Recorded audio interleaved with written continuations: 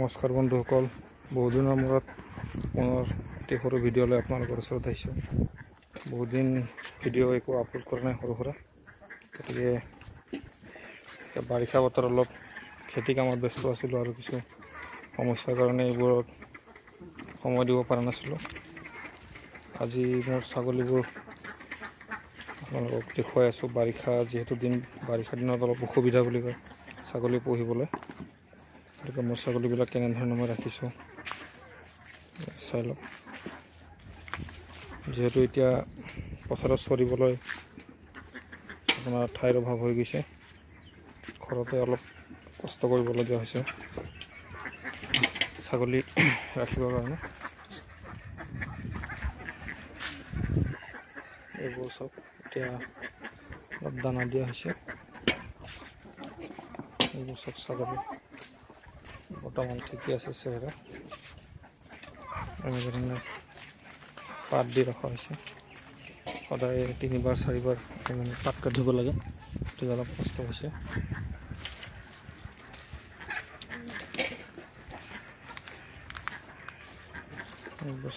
এটা খাচী, এটা লোকেল আৰু চিৰহী ক্ৰছ পোৱালি 3 মাহৰ।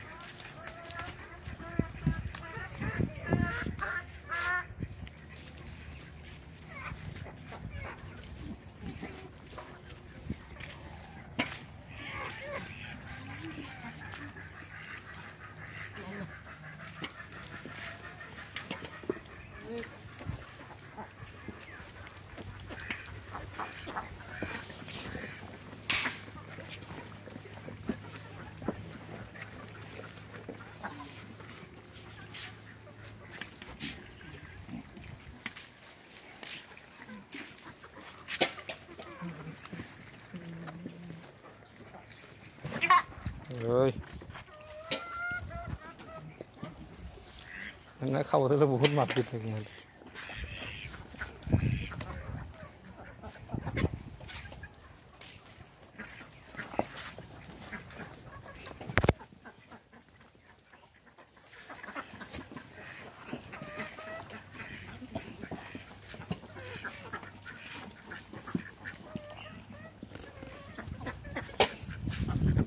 তই অকলে খাবি নেকি?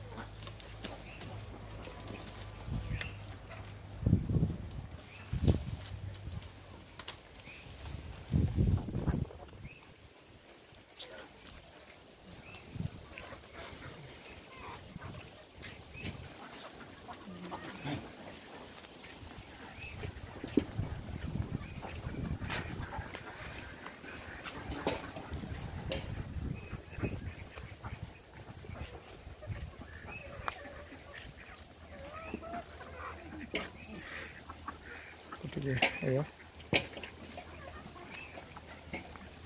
ধন্যবাদ।